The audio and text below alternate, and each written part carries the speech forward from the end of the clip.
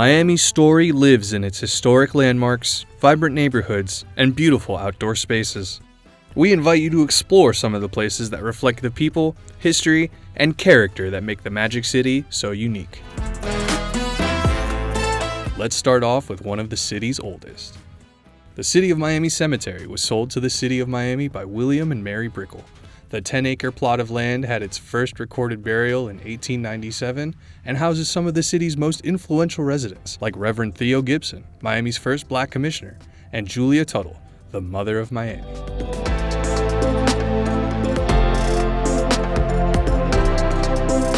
Miami's vast natural beauty and temperate climate make it the perfect place to spend some time outside. Luckily, Miami has plenty of parks to choose from, like Juan Pablo Duarte Park, located in Allapattah, Miami's Little Santo Domingo.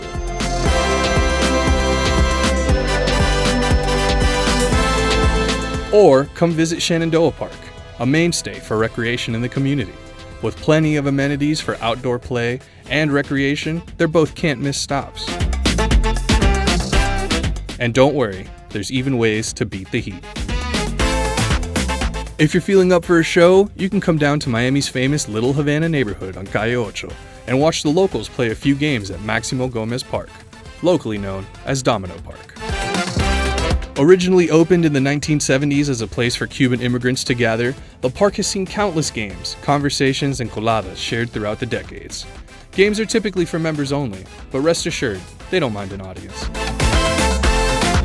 In between games, you can visit other historic landmarks on 8th Street, like Miami's Tower Theater, or pay respects to the stars on Calle Ocho's Walk of Fame. You can even say hi to some of Miami's iconic roosters, which walk around without a care.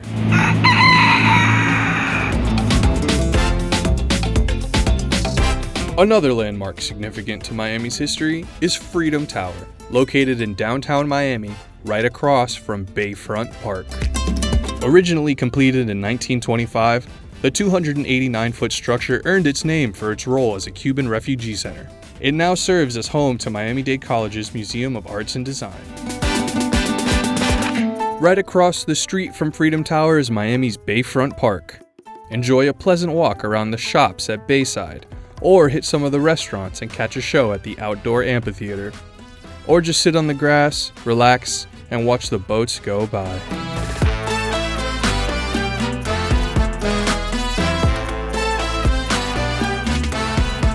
A few miles away from downtown is a neighborhood that predates Miami's existence.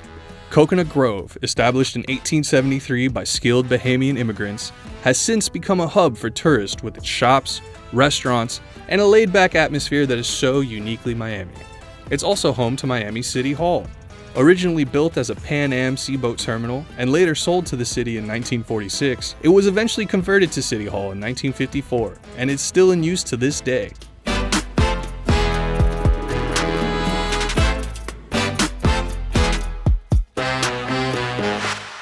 Just a bit further north, and you'll find yourself in another historic Miami neighborhood, Overtown. Originally a safe haven for black artists who weren't allowed to stay where they were performing due to segregation, Overtown is now home to the Black Archives Historic Lyric Theater. Built in 1913, it's the oldest theater performance house in Miami, also home to the Black Archives History and Research Foundation, where visitors can research archival media and explore Miami's history even further.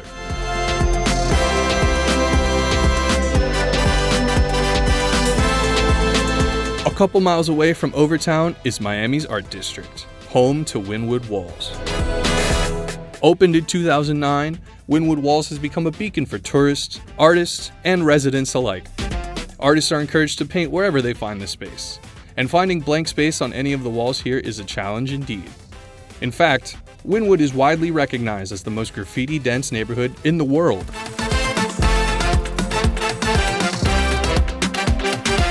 And if you're looking for more arts and culture, look no further than Little Haiti's Cultural Complex.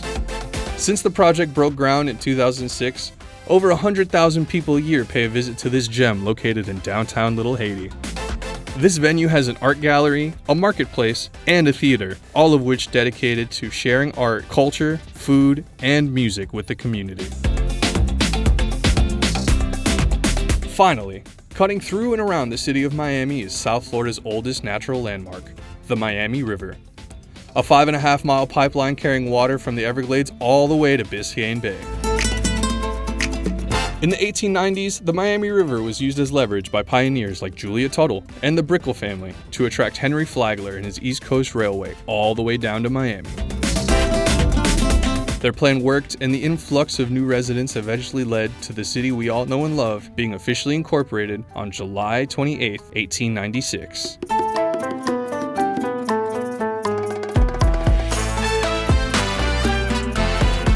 This list only mentions some of the city of Miami's rich past and its historic landmarks. We encourage you to go out and keep exploring the city yourself. There's always more to learn about where you're living.